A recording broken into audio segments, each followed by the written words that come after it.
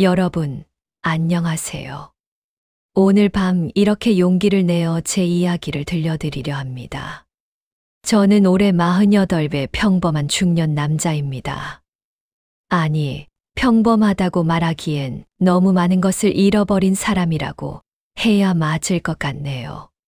40대 후반이라는 나이가 되니 문득문득 이런 생각이 듭니다. 인생에서 진짜 중요한 건 무엇이었을까? 내가 제대로 사랑했던 순간이 있었을까? 그리고 누군가를 진심으로 용서할 수 있을까 하는 질문들 말입니다. 여러분도 그러신가요? 젊었을 때는 모든 게 영원할 것 같았는데, 어느 순간 뒤돌아보면 모래성처럼 무너져 내린 것들만 남아있는 그런 기분. 저는 그 모래성 더미 위에서 한 여자를 만났습니다.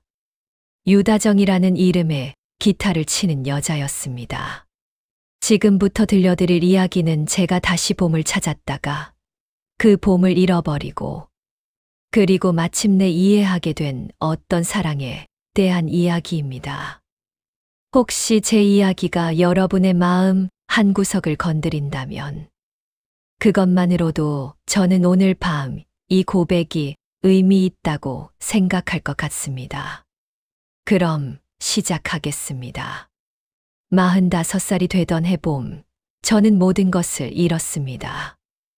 20년을 다닌 광고회사에서 구조조정 명단에 이름이 올랐을 때 저는 제 눈을 의심했습니다.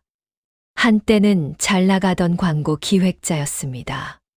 수십 개의 캠페인을 성공시켰고 상도 여러 받았습니다. 하지만 세상은 그런 과거를 기억해 주지 않더군요.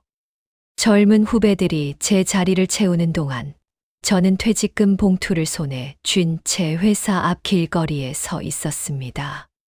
집에 돌아가니 아내가 이혼 서류를 내밀었습니다. 아이도 없는 우리 부부는 이미 오래전부터 서로에게 낯선 동거인이었습니다. 아내는 차갑게 말했습니다.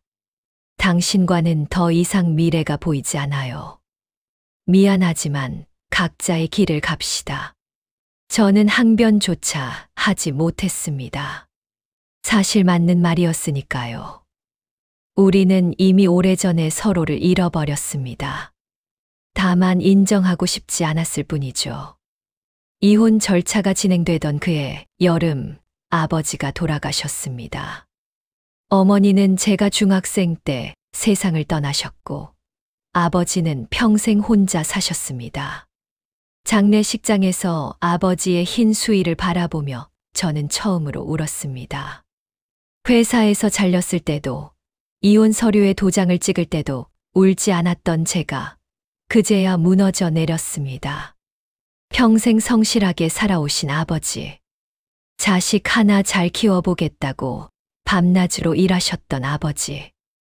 그런 아버지에게 저는 효도다운 효도 한 번 제대로 해드리지 못했습니다.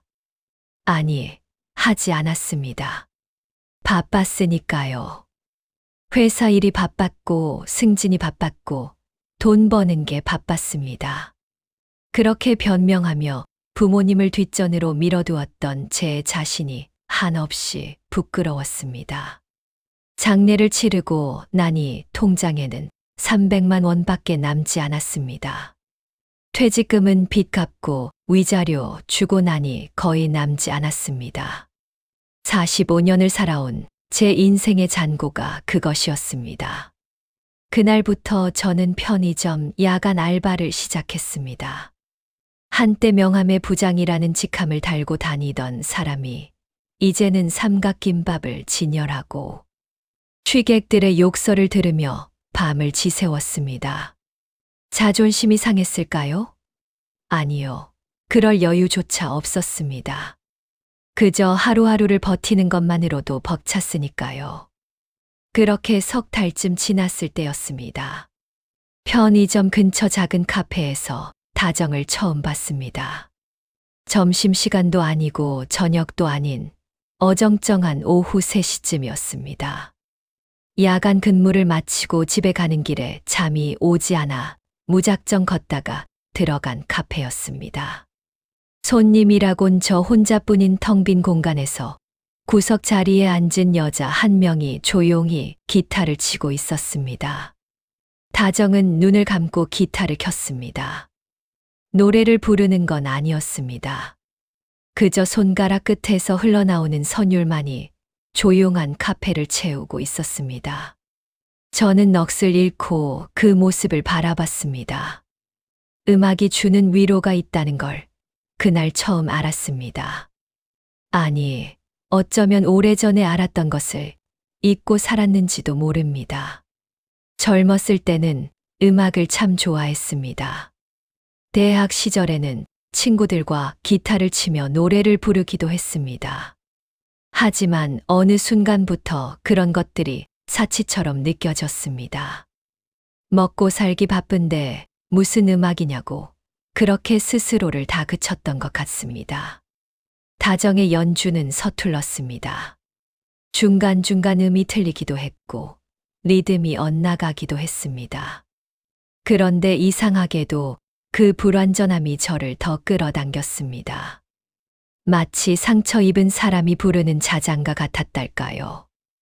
연주가 끝나고 다정이 눈을 떴을 때 우리의 시선이 마주쳤습니다.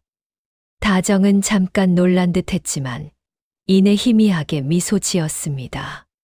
저도 모르게 박수를 쳤습니다. 카페 안에 박수 소리가 울려 퍼졌고 다정은 쑥스러운 듯 고개를 숙였습니다. 그날 이후 저는 매일 그 카페에 갔습니다. 다정은 매일 같은 시간에 나타나 기타를 쳤습니다. 우리는 말을 섞지 않았습니다.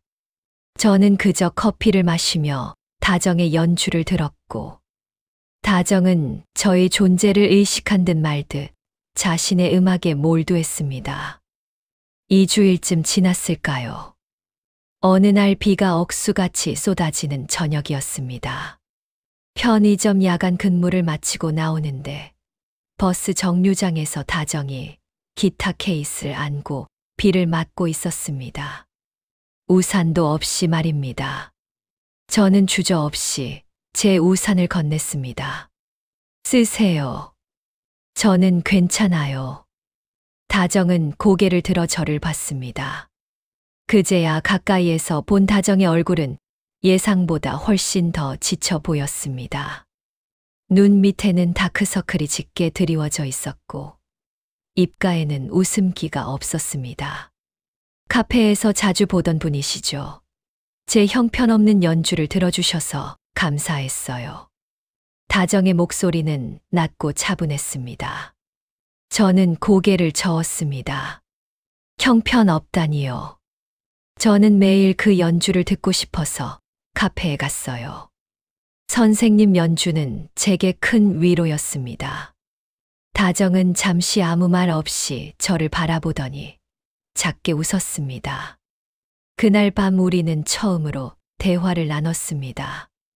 비를 피할 수 있는 근처 작은 분식집에 앉아 떡볶이 한 접시를 나눠 먹으며 서로의 이름을 알게 됐습니다.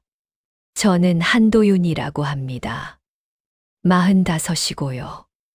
요즘은 이것저것 일을 하며 지내고 있어요. 저는 유다정이에요. 38이요. 음악을 했었는데 지금은 그냥 취미로 치고 있어요. 그렇게 우리의 인연이 시작됐습니다. 다정을 알아가는 건 조심스러운 일이었습니다. 우리는 일주일에 서너 번 만났습니다. 주로 제가 야간 근무를 마친 이른 아침이나 다정이 기타 레슨을 마친 저녁 시간이었습니다. 만날 때마다 저는 다정에게서 묘한 이중성을 느꼈습니다. 웃고 있지만 슬퍼 보이고 밝게 말하지만 공허해 보이는 그런 모순 말입니다. 한 달쯤 지났을 때 다정이 제게 자신의 이야기를 조금 들려줬습니다. 우리는 한강 고수부지 벤치에 앉아 있었습니다. 가을이 깊어지던 저녁이었고 강바람이 차갑게 불어왔습니다. 저 음악치료사였어요. 병원에서 환자분들에게 음악으로 치유를 돕는 일이었죠. 다정은 강물을 바라보며 말했습니다. 처음엔 정말 보람 있는 일이라고 생각했어요. 제 음악이 누군가에게 위로가 된다는 게 행복했고요. 그런데 시간이 지날수록 이상한 기분이 들더라고요. 매일 다른 사람의 고통을 듣고 슬픔을 나누고 아픔을 함께 하다 보니까 어느 순간 제 목소리가 사라진 것 같았어요. 저는 다정의 옆 얼굴을 조용히 바라봤습니다. 제가 누군지, 제가 원하는 게 뭔지, 제 감정이 진짜인지 가짜인지 구분이 안 됐어요. 그래서 그만뒀어요. 도망친 거나 마찬가지죠. 다정은 쓸쓸하게 웃었습니다. 저는 그때 깨달았습니다. 다정의 음악이 왜 그렇게 불완전하면서도 진실하게 들렸는지를요. 다정은 자기 자신을 찾기 위해 기타를 치고 있었던 겁니다. 저도 제 이야기를 했습니다. 실직과 이혼, 그리고 아버지의 죽음에 대해서요. 말하다 보니 목이 메었습니다. 50을 앞둔 나이에 모든 걸 잃고 편의점 알바로 하루하루를 버티는 제 신세가 한없이 초라하게 느껴졌습니다. 도윤 씨, 다정이 제 손을 잡았습니다. 잃어버렸다고 생각하지 마세요. 다시 시작하는 거예요. 제가 봐도 도윤 씨는 아직 할 수 있는 게 많은 사람이에요. 그 말이 위로가 됐을까요? 아니, 위로를 넘어선 무언가였습니다. 살아야 할 이유 같은 것 말입니다. 오랜만에 누군가 제 손을 잡아준다는 것, 제 이야기를 들어준다는 것이 이렇게 따뜻한 일인지 그날 처음 알았습니다. 그날 이후 다정은 제 좁은 오피스텔에 가끔 놀러 왔습니다. 처음에는 일주일에 한 번, 그 다음에는 일주일에 두세 번, 나중에는 거의 매일 왔습니다. 다정은 제가 야간 근무를 마치고 돌아오면 간단한 식사를 준비해 두곤 했습니다. 계란 후라이와 김치, 라면 같은 소박한 것들이었지만 누군가 제게 밥을 차려준다는 게 얼마나 감사한 일인지 매번 새삼스러웠습니다. 어느 날 밤 제가 편의점에서 돌아오니 다정이 전화를 하고 있었습니다. 새벽 3시쯤이었는데 다정은 베란다에 서서 작은 목소리로 누군가와 통화하고 있었습니다. 저는 일부러 소리내어 기침을 했고 다정은 황급히 전화를 끊었습니다. 아, 도윤 씨 오셨어요? 늦었는데 전화 소리 시끄러웠죠. 미안해요. 다정은 어색하게 웃으며 말했습니다. 저는 괜찮다고 했습니다. 누구와 통화하는지 묻지 않았습니다. 누구에게나 남에게 말하고 싶지 않은 비밀이 하나쯤은 있을 테니까요. 하지만 그 이후로도 다정의 새벽 전화는 계속됐습니다. 일주일에 두세 번, 새벽 2~3시쯤 되면 다정은 조용히 일어나 베란다로 나가 누군가와 짧은 통화를 했습니다. 저는 잠든 척하며 그 모습을 바라봤습니다. 다정의 목소리는 들리지 않았지만 다정의 뒷모습에서 어떤 슬픔이 느껴졌습니다. 그 무렵 제게 작은 기회가 찾아왔습니다. 예전 회사 동료가 소개해준 작은 광고 대행사에서 프리랜서로 일할 수 있게 된 것입니다. 돈은 많지 않았지만 다시 제 분야의 일을 할 수 있다는 게 기뻤습니다. 편의점을 그만두고 광고 일에 집중하기 시작했습니다. 반년쯤 지나자 일이 조금씩 늘어났습니다. 작은 프로젝트들이 하나둘 성공하면서 저는 서서히 예전의 자신감을 되찾아가고 있었습니다. 물론 예전처럼 큰 돈을 벌거나 화려한 성공을 거둔 건 아니었습니다. 하지만 적어도 스스로를 부끄러워하지 않아도 되는 삶으로 돌아가고 있었습니다. 그 과정에서 다정은 제게 큰 힘이 됐습니다. 일이 잘 풀리지 않아 좌절할 때면 다정이 기타를 치며 위로해줬고, 작은 성공을 거뒀을 때면 다정이 진심으로 기뻐해 줬습니다. 우리는 서로의 상처를 알고 있었고, 그렇기에 서로를 더 소중히 여길 수 있었습니다. 어느 봄날 저녁, 저는 용기를 내어 다정에게 청혼했습니다. 화려한 프러포즈는 아니었습니다. 그저 집 앞 공원 벤치에 앉아 손을 잡고 말했습니다. 다정 씨, 저와 함께 살아주시겠어요? 제가 많은 걸 약속드릴 수는 없지만 평생 다정 씨를 아끼고 사랑하겠습니다. 다정은 한참 동안 아무 말이 없었습니다. 저는 거절당할 거라고 생각했습니다. 저 같은 사람이 다정에게 무엇을 줄 수 있겠습니까? 하지만 다정은 고개를 숙인 채 작게 물었습니다. 도윤 씨, 만약 제 과거를 다 알게 된다면 그래도 저를 사랑할 수 있을까요? 저는 단호하게 대답했습니다. 과거가 뭐가 중요합니까? 지금의 다정 씨가 제게는 전부입니다. 그 말의 무게를 저는 그때 정말 몰랐습니다. 다정이 품고 있던 비밀이 얼마나 무거운 것인지 저는 알지 못했습니다.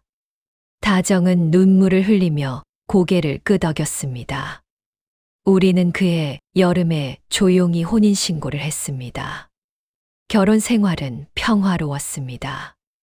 우리는 작은 빌라 투룸을 얻어 함께 살기 시작했습니다. 크지도 화려하지도 않았지만 두 사람이 살기에는 충분한 공간이었습니다. 다정은 작은 방을 음악실로 꾸몄습니다. 기타와 작은 키보드를 놓고 벽에는 악보들을 붙여 놓았습니다. 저는 매일 아침 출근하기 전에 다정과 함께 간단한 아침을 먹었습니다. 토스트에 잼을 발라 먹거나 계란말이를 해 먹거나 때로는 편의점에서 사온 삼각김밥을 나눠 먹기도 했습니다. 소박했지만 행복한 시간이었습니다. 퇴근하고 집에 오면 다정이 저녁을 준비해 두고 있었습니다. 다정은 요리를 잘하는 편은 아니었습니다. 된장찌개가 너무 짜거나 볶음밥이 타기도 했습니다. 하지만 그 서툰 요리들이 저는 좋았습니다. 누군가 저를 위해 음식을 만들어 준다는 것, 집에 불이 켜져 있고, 누군가 저를 기다려 준다는 것이 얼마나 감사한 일인지 매번 새삼 느꼈습니다. 저녁을 먹고 나면 다정은 거실에서 기타를 쳤습니다. 저는 소파에 앉아 다정의 연주를 들으며 하루의 피로를 풀었습니다. 가끔은 다정이 노래를 부르기도 했습니다. 다정의 목소리는 맑지는 않았지만 따뜻했습니다. 마치 오래된 라디오에서 흘러나오는 음악처럼 약간의 잡음이 섞여 있지만 그래서 더 정겨운 그런 목소리였습니다. 그렇게 1년이 흘렀습니다. 제 일도 조금씩 자리를 잡아가고 있었습니다. 작은 광고 대행사에서 정식 직원이 됐고 월급도 조금씩 올랐습니다. 물론 예전처럼 큰 회사에서 일하는 건 아니었지만 저는 만족했습니다. 무엇보다 다정과 함께하는 평범한 일상이 저는 행복했습니다. 하지만 그 행복은 그리 오래 가지 못했습니다. 결혼 1년이 지날 무렵부터 다정이 조금씩 변하기 시작했습니다. 아니, 변한 게 아니라 원래의 모습이 드러나기 시작했다고 해야 맞을 것 같습니다. 다정은 점점 더 자주 집을 비웠습니다. 처음에는 기타 레슨 때문이라고 했습니다. 개인 레슨을 몇 개 받게 됐다면서 저녁 늦게까지 집에 오지 않는 날이 많아졌습니다. 다정 씨, 요즘 너무 무리하는 거 아니에요? 몸 상할까 걱정돼요. 제가 걱정스러운 마음에 말하면 다정은 괜찮다고 웃으며 넘어갔습니다. 하지만 다정의 얼굴은 점점 더 수척해졌고 눈 밑의 다크서클은 더 짙어졌습니다. 새벽 전화도 더 잦아졌습니다. 예전에는 일주일에 2~3번이었다면 이제는 거의 매일 밤. 다정은 새벽에 일어나 조용히 베란다로 나가 누군가와 통화했습니다. 저는 더 이상 못 본 척할 수가 없었습니다. 어느 날 밤 다정이 또다시 새벽에 일어나 베란다로 나가려는 순간 저는 다정의 손을 잡았습니다. 다정 씨, 제게 말해주세요. 무슨 일이 있는 건가요? 다정은 놀란 듯 저를 바라봤습니다. 잠시 망설이던 다정은 고개를 저었습니다. 아무것도 아니에요. 그냥 옛날 친구한테 전화하는 거예요. 걱정하지 마세요. 그 말을 믿을 수 없었습니다. 하지만 저는 더 이상 묻지 않았습니다. 다정이 말하고 싶어 하지 않는데 억지로 캐물을 수는 없었으니까요. 그렇게 또 몇 달이 흘렀습니다. 다정은 점점 더 저에게서 멀어져 갔습니다. 주말에도 거의 집에 없었고 전화를 해도 받지 않는 날이 많았습니다. 간혹 집에 있을 때도 다정은 멍하니 창밖을 바라보거나 기타를 치다 말고 한참 동안 넋을 놓곤 했습니다. 저는 불안했습니다. 다정을 잃을지도 모른다는 두려움이 저를 짓눌렀습니다. 겨우 찾은 행복이 또다시 무너질까봐 밤마다 잠을 이루지 못했습니다. 그러던 어느 날 우연히 다정의 비밀 일부를 알게 됐습니다. 그날은 토요일이었습니다. 다정은 아침 일찍 나간다고 했습니다. 급한 레슨이 생겼어요. 저녁에 올게요. 다정은 서둘러 나갔고 저는 혼자 집에 남았습니다. 설거지를 하다가 식탁 위에 다정의 지갑이 놓여 있는 걸 발견했습니다. 다정이 깜빡하고 두고 간 모양이었습니다. 저는 지갑을 들고 다정에게 전화를 걸었습니다. 하지만 다정은 전화를 받지 않았습니다. 문자를 보냈지만 답장도 오지 않았습니다. 할 수 없이 저는 다정이 돌아오면 주려고 지갑을 거실 테이블 위에 놓아뒀습니다.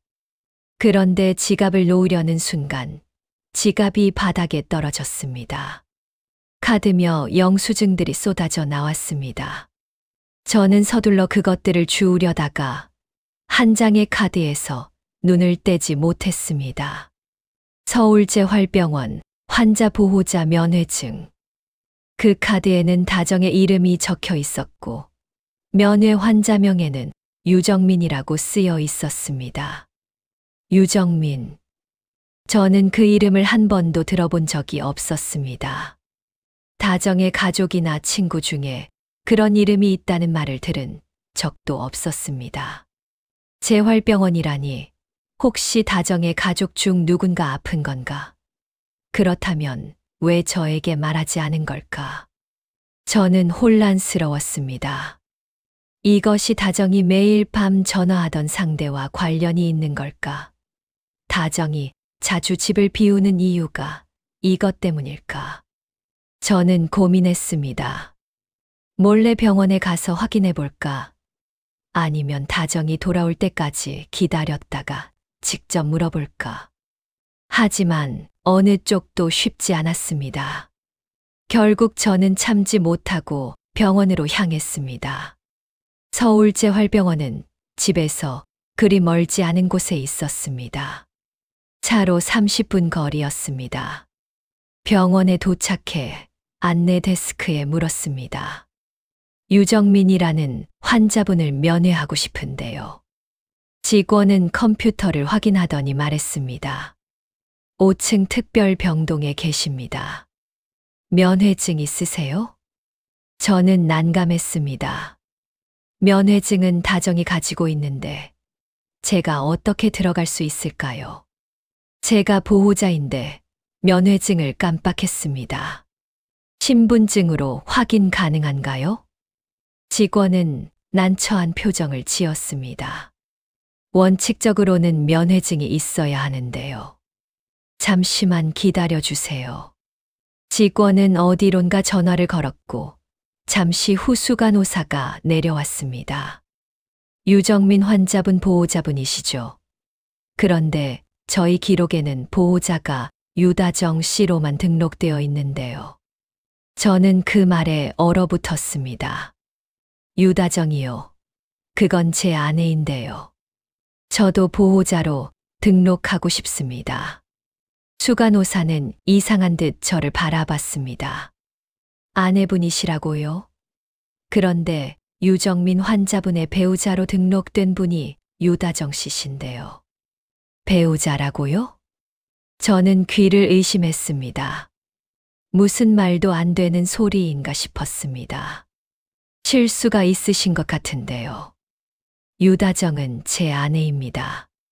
저희는 2년 전에 결혼했어요. 수간호사는 당황한 표정으로 다시 컴퓨터를 확인했습니다. 저희 기록에는 유다정 씨가 3년 전부터 유정민 환자분의 배우자로 등록되어 있습니다. 교통사고로 입원하셨고 지금까지 의식이 돌아오지 않은 상태입니다. 저는 그 자리에서 무너질 것 같았습니다. 머릿속이 하얗게 변했습니다. 무슨 말인지 이해가 되지 않았습니다. 다정이 다른 남자의 아내라고, 그것도 3년 전부터. 그럼 저와 결혼한 건 뭡니까? 저와 함께 보낸 2년의 시간은 뭡니까? 저는 병원을 나와 차 안에서 한참을 앉아 있었습니다. 손이 떨렸고 숨을 쉬기가 힘들었습니다. 모든 게 거짓이었단 말인가?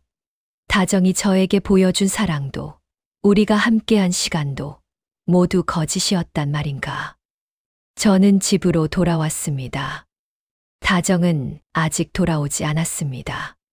저는 거실 소파에 앉아 다정을 기다렸습니다.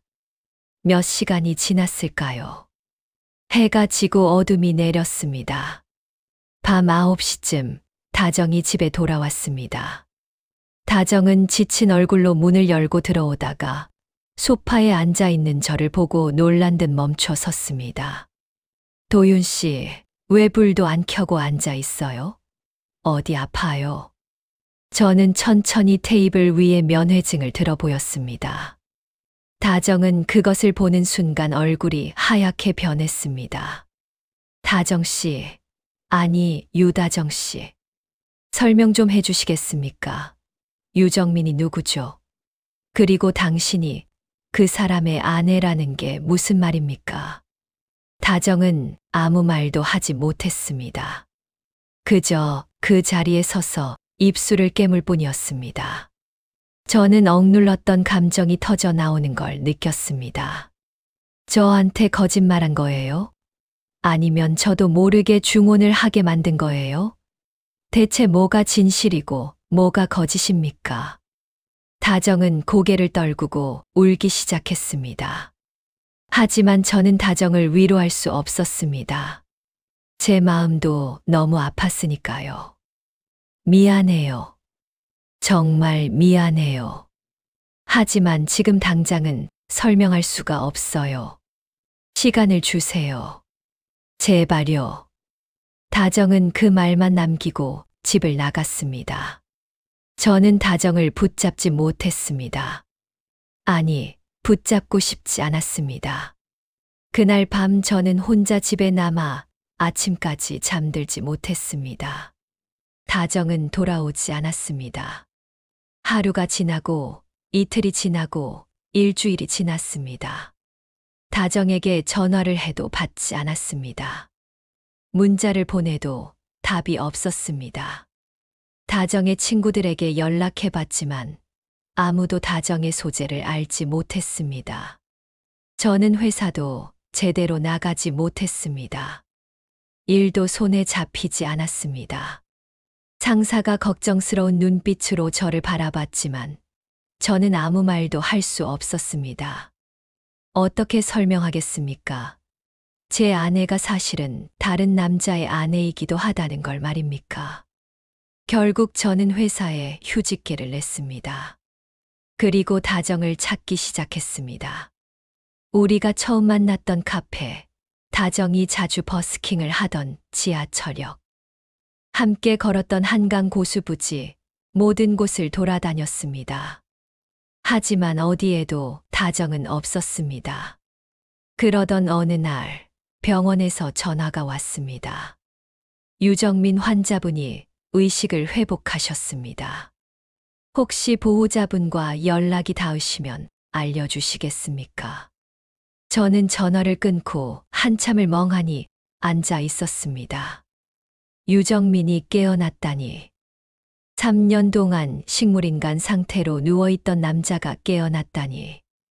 그럼 다정은 어디로 간 걸까요? 이 소식을 알고 있을까요?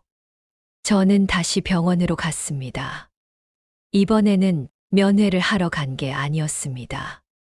그저 유정민이라는 남자가 누구인지, 다정과 어떤 관계인지 알고 싶었습니다. 병실 앞에 섰을 때 저는 한참을 망설였습니다. 문을 열고 들어가면 제가 알고 싶지 않았던 진실을 마주하게 될 것 같았습니다. 하지만 저는 결국 문을 두드렸습니다. 들어오세요. 안에서 나직한 남자 목소리가 들렸습니다. 저는 문을 열고 들어갔습니다. 병상에는 30대 후반쯤으로 보이는 남자가 누워 있었습니다. 수척한 얼굴이었지만 눈빛만은 또렷했습니다. 남자는 저를 보더니 고개를 갸웃했습니다. 누구시죠? 저는 자리에 앉으며 말했습니다. 저는 한도윤이라고 합니다. 유다정의 남편입니다. 그 말에 유정민은 눈을 크게 떴습니다. 다정이의 남편이라고요? 무슨 말씀이신지 모르겠는데요. 다정이는 제 아내입니다. 저도 알고 있습니다. 그래서 왔습니다. 제가 모르는 진실을 듣고 싶어서요. 유정민은 한참 동안 저를 바라보더니 천천히 이야기를 시작했습니다. 다정이와 저는 10년 전에 결혼했습니다. 대학 동기였고 서로 음악을 좋아했죠. 행복한 시간이었습니다. 하지만 제가 사업에 실패하면서 모든 게 무너지기 시작했어요. 유정민의 목소리는 쓸쓸했습니다. 빚이 쌓였고 저는 점점 무기력해졌습니다. 다정이는 음악 치료사로 일하며 우리 생계를 책임졌어요. 하지만 저는 그런 다정이가 원망스러웠습니다. 제가 무능해서 아내에게 의지해야 한다는 게 너무 비참했어요. 그래서요? 그래서 어느 날 다정이에게 심한 말을 했습니다. 나 같은 사람은 더 이상 사랑하지 말라고, 각자 살자고 말했어요. 그리고 집을 나왔습니다. 유정민은 눈을 감았습니다. 그날 밤 차를 몰고 가다가 사고가 났습니다. 술을 많이 마신 상태였어요. 정신을 차렸을 때는 이미 여기 병원 침대 위였습니다. 3년이 지나 있었고요. 저는 조용히 물었습니다. 다정 씨는 어떻게 된 겁니까? 유정민은 쓸쓸하게 웃었습니다. 간호사에게 들었습니다. 다정이가 3년 동안 매일 병원에 왔다고 하더군요. 새벽마다 전화를 걸어 제게 말을 걸었다고 합니다. 의식이 없는 저에게요. 저는 그제야 모든 게 이해됐습니다. 다정이 매일 밤 걸던 전화는 유정민에게 한 것이었습니다. 혼수 상태로 누워있는 남편에게 다정은 매일 전화를 걸어 사랑한다고, 미안하다고, 기다린다고 말했던 겁니다. 간호사가 그러더군요. 다정이가 자기 때문에 제가 사고를 당했다고, 평생 책임지겠다고 했다면서요. 그래서 3년 동안 한 번도 빠짐없이 병원에 왔다고 합니다. 유정민은 눈물을 흘렸습니다.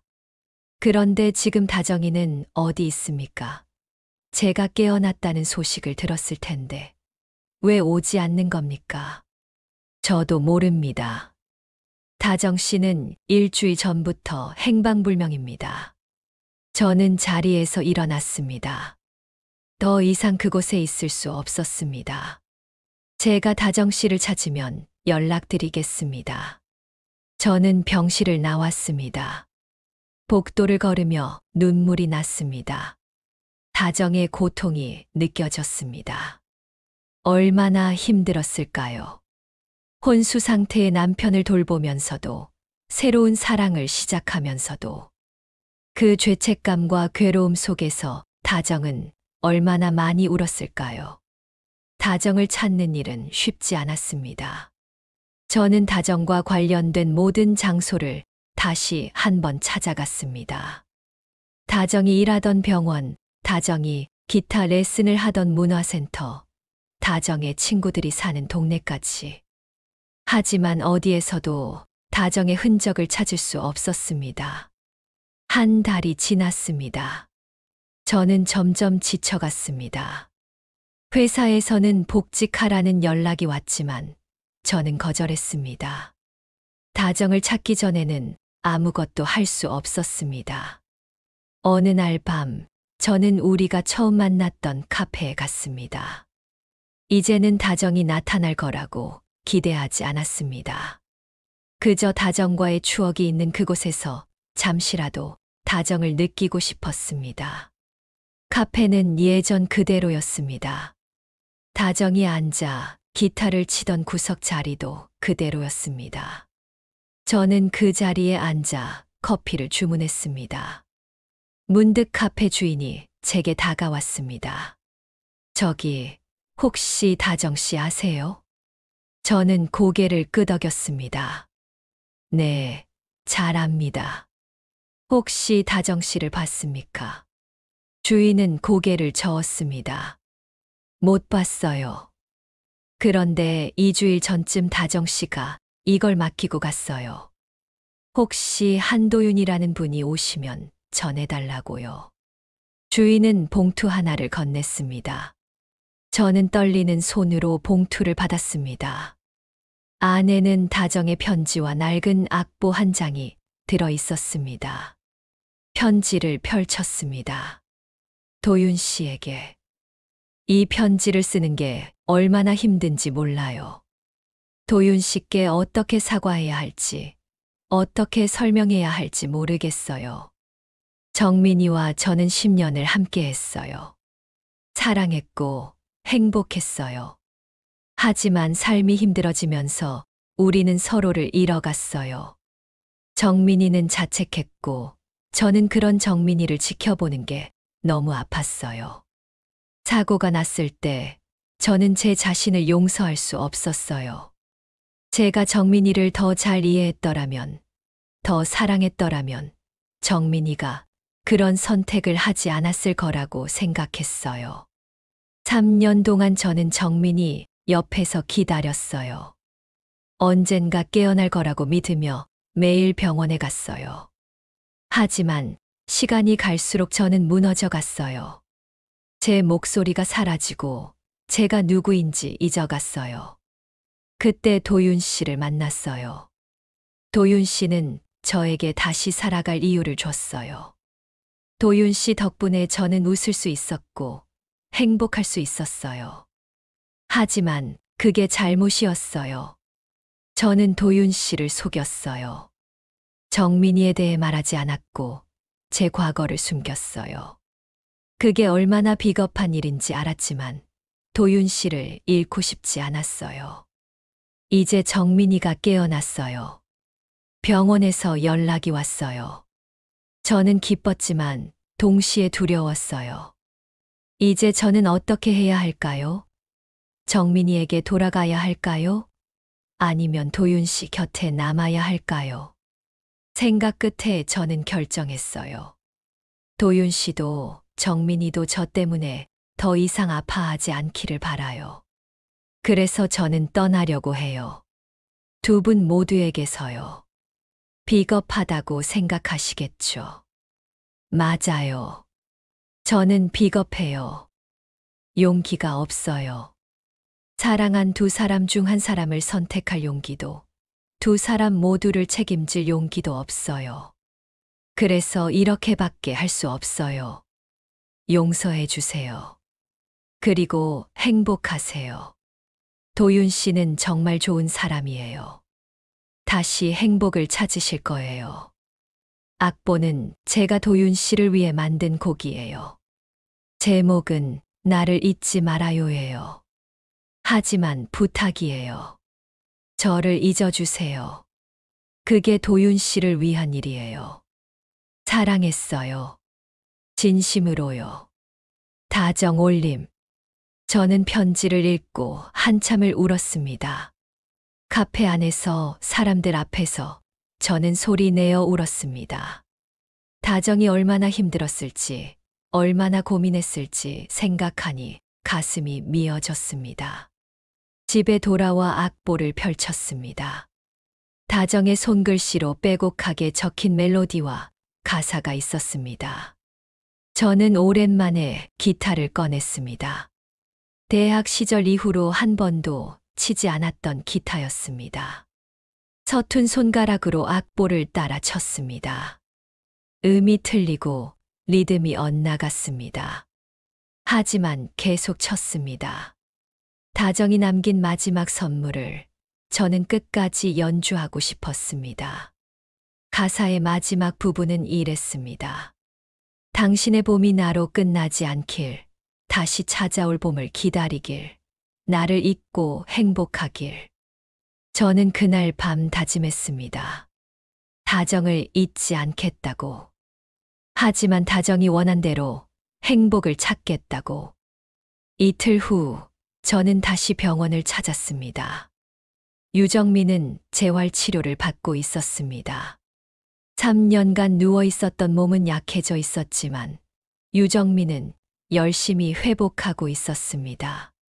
저를 보자 유정민은 놀란 듯 물었습니다. 다정이를 찾으셨습니까? 저는 고개를 저었습니다. 못 찾았습니다.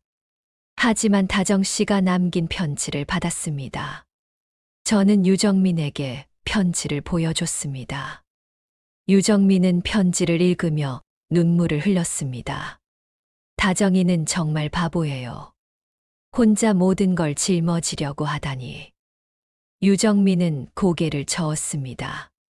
저는 한도윤 씨를 원망하지 않습니다. 오히려 감사합니다. 제가 없는 동안 다정이 옆에 있어줘서요. 저도 고개를 저었습니다. 저야말로 감사합니다. 다정 씨 덕분에 다시 살아갈 힘을 얻었으니까요. 우리는 한참을 말없이 앉아 있었습니다. 두 남자가, 한 여자를 사랑했던 두 남자가 그 여자의 부재 앞에서 슬픔을 나누고 있었습니다. 한도윤 씨, 다정이를 같이 찾아주시겠습니까? 유정민이 물었습니다. 다정이는 지금 혼자 어딘가에서 괴로워하고 있을 거예요. 우리 둘이 함께 찾아야 합니다. 저는 고개를 끄덕였습니다. 그날부터 저와 유정민은 함께 다정을 찾기 시작했습니다. 유정민은 다정과의 추억이 있는 장소들을 알려줬고, 저는 다정이 자주 가던 곳들을 떠올렸습니다. 한 달이 흘렀습니다. 여전히 다정의 소재는 알 수 없었습니다. 하지만 그 과정에서 저와 유정민은 이상한 우정을 쌓아갔습니다. 우리는 다정에 대해 이야기했고 서로의 아픔을 나눴습니다. 어느 날 유정민이 말했습니다. 다정이와 처음 만난 곳이 있어요. 대학교 뒷산이었죠. 벚꽃이 필 때면 다정이는 꼭 그곳에 갔어요. 그날이 마침 이른 봄이었습니다. 벚꽃이 피기 시작하는 계절이었습니다. 우리는 그 대학교를 찾아갔습니다. 뒷산 벚꽃길을 걸어 올라가는데 멀리서 기타 소리가 들렸습니다. 우리는 서로를 바라보며 빠르게 걸었습니다. 벚나무 아래에 다정이 앉아 있었습니다. 다정은 많이 수척해져 있었습니다. 하지만 여전히 기타를 안고 조용히 연주하고 있었습니다. 다정아. 유정민이 먼저 불렀습니다. 다정은 깜짝 놀라 고개를 들었습니다. 우리를 본 다정은 얼어붙은 듯 움직이지 못했습니다. 정민아, 도윤 씨. 다정의 목소리는 떨렸습니다. 우리는 다정에게 다가갔습니다. 다정은 울기 시작했습니다. 미안해요. 정말 미안해요. 저 때문에 두 분 다 아프게 했어요. 저와 유정민은 다정의 양 옆에 앉았습니다. 유정민이 먼저 말했습니다. 다정아, 내가 미안해. 내가 혼자 모든 걸 짊어지게 만들어서. 나 때문에 내가 너무 힘들었지. 유정민은 다정의 손을 잡았습니다. 하지만 이제는 괜찮아. 나도 깨어났고 다시 시작할 수 있어. 다정아, 나는 너를 자유롭게 해주고 싶어. 다정은 고개를 저었습니다. 안 돼요. 제가 책임져야 해요. 제가 당신을 지켜야 해요. 유정민은 고개를 저었습니다. 아니야. 이제는 내가 나를 지킬 수 있어. 다정아, 너는 내 행복을 찾아. 내가 행복한 게 나한테는 가장 중요해. 저도 말했습니다. 다정 씨, 저도 마찬가지예요. 다정 씨가 행복했으면 좋겠어요. 설령 그 행복이 저와 함께가 아니라고 해도요. 다정은 두 사람을 번갈아 보며 울었습니다. 그날 우리 셋은 밤늦게까지 이야기를 나눴습니다. 서로의 아픔을, 사랑을, 미안함을, 고마움을 나눴습니다. 그리고 마침내 우리는 서로를 용서할 수 있었습니다. 1년이 흘렀습니다. 저는 지금 강원도의 작은 마을에 있습니다. 여기서 음악치유센터를 운영하고 있습니다. 아이들에게 음악을 가르치고 어르신들에게 음악으로 위로를 드리는 일을 하고 있습니다. 다정의 기타는 제 작은 사무실 한켠에 놓여 있습니다. 가끔 그 기타를 꺼내 다정이 남긴 곡을 연주합니다. 처음보다는 훨씬 나아졌습니다. 이제는 음도 거의 틀리지 않고 리듬도 맞춰 칠 수 있습니다. 유정민은 완전히 회복했습니다. 지금은 작은 출판사를 운영하며 새로운 삶을 살고 있습니다. 우리는 한 달에 한 번씩 만나 커피를 마십니다. 서로의 근황을 나누고 다정에 대한 추억을 이야기합니다. 다정은 지금 제주도에 있습니다. 그곳에서 작은 카페를 열었고 주말이면 기타를 치며 노래를 부른다고 합니다. 다정은 가끔 저와 유정민에게 문자를 보냅니다. 잘 지내고 있다고, 행복하다고, 고맙다고. 우리는 더 이상 연인도 부부도 아닙니다. 하지만 서로를 소중히 여기는 사람들입니다. 한때 사랑했고 상처 주고받았지만 결국 서로를 용서하고 이해한 사람들입니다.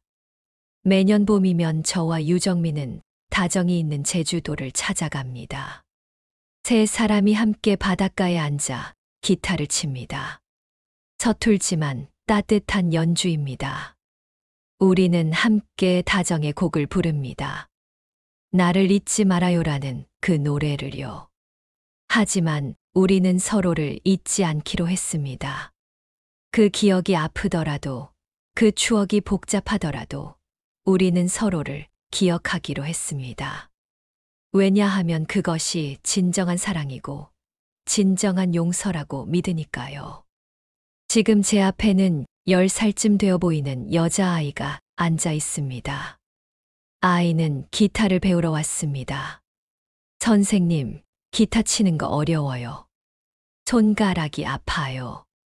아이가 투덜거립니다. 저는 웃으며 말합니다. 처음엔 다 어려워. 하지만 계속하다 보면 익숙해져. 그리고 언젠가는 내가 원하는 노래를 칠 수 있게 될 거야. 아이는 고개를 끄덕이며 다시 기타를 잡습니다. 서툰 손가락으로 줄을 튕기는 아이를 보며 저는 다정을 떠올립니다. 카페에서 혼자 기타를 치던 다정의 모습을요. 창밖에는 봄바람이 불어옵니다. 벚꽃 꽃잎이 바람에 날려 창문에 부딪힙니다. 저는 창밖을 바라보며 조용히 미소 짓습니다. 봄은 다시 왔습니다.